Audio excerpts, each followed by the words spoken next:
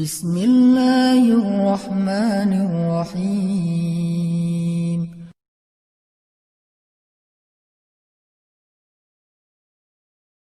A'udzu billahi minasy syaithanir rajim.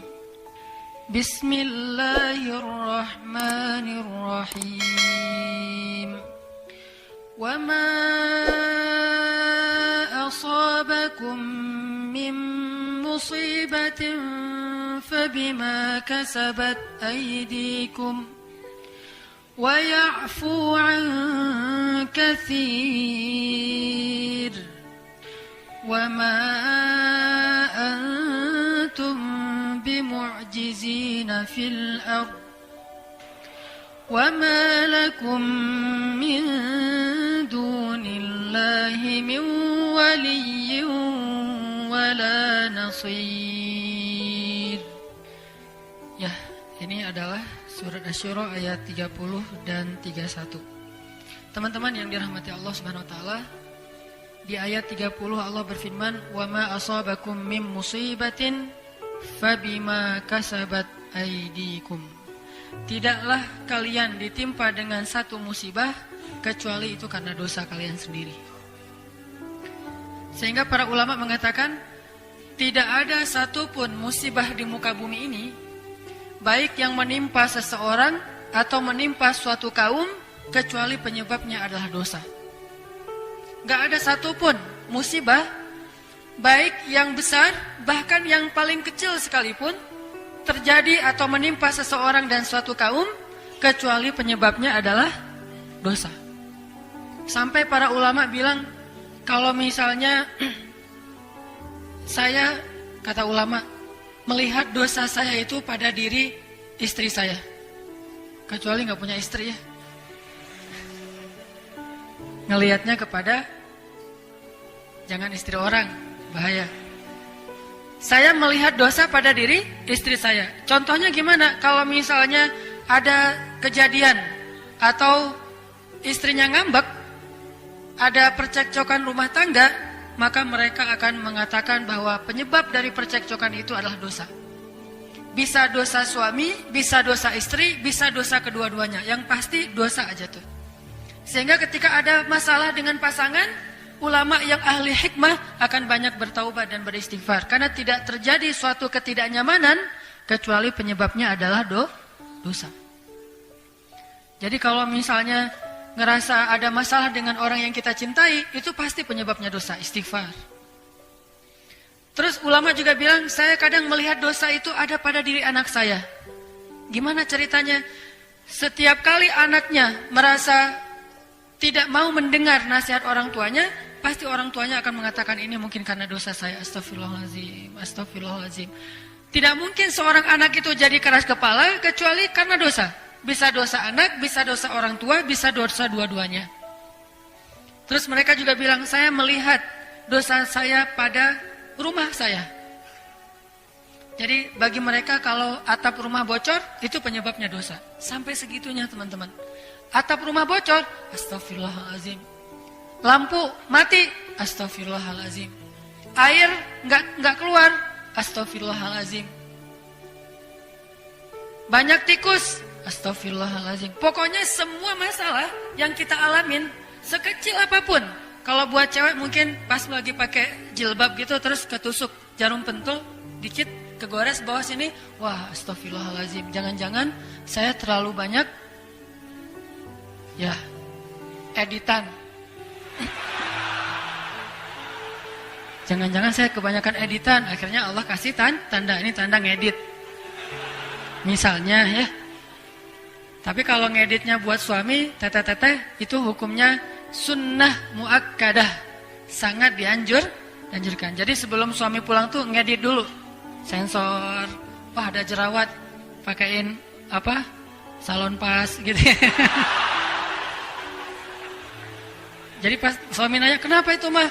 Bekas jihad. Jihadnya adalah masak atau apalah. Kalau ngedit buat suami itu berpahala. Kadang-kadang pakai jilbab kan ya, terus kena pentul. Astagfirullahaladzim, ini ada dosa nih. Sampai jerawat, astagfirullahaladzim, ini pasti karena dosa nih. Bukan karena kangen ya, tapi karena dosa. Ada jerawat satu, dosa satu.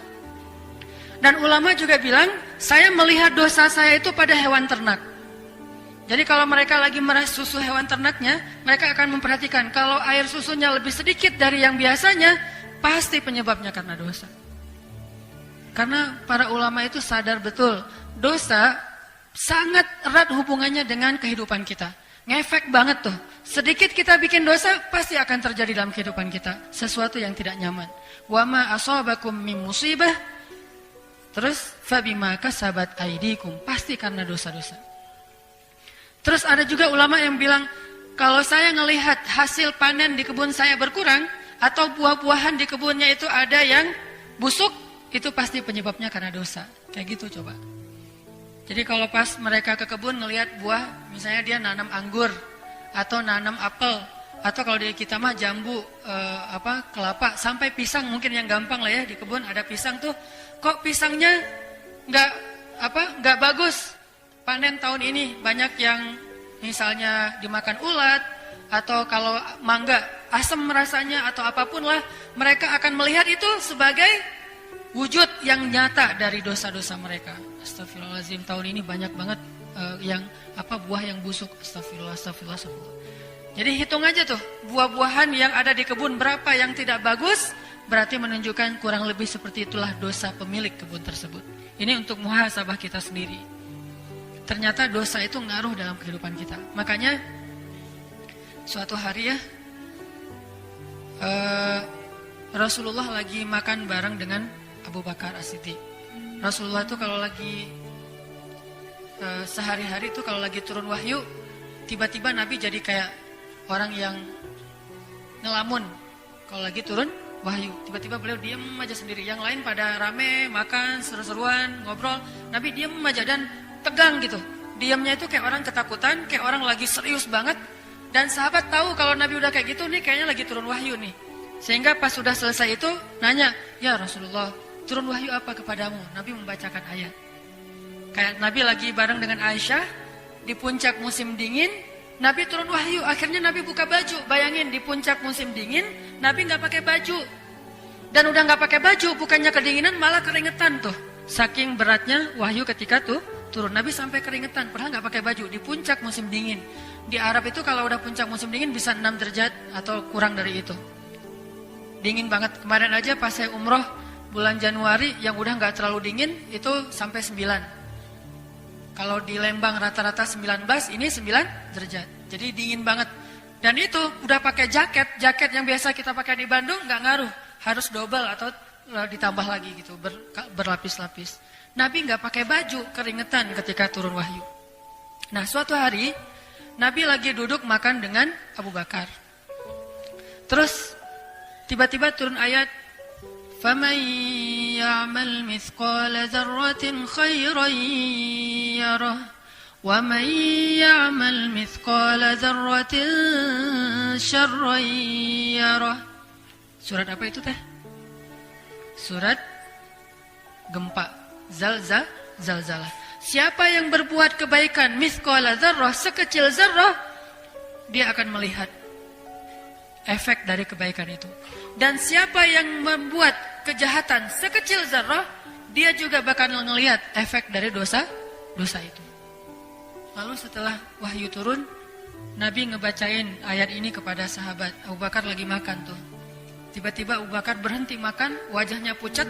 Terus Abu Bakar bertanya, ya Rasulullah, kalau kita buat dosa sekecil apapun, kita akan melihatnya langsung?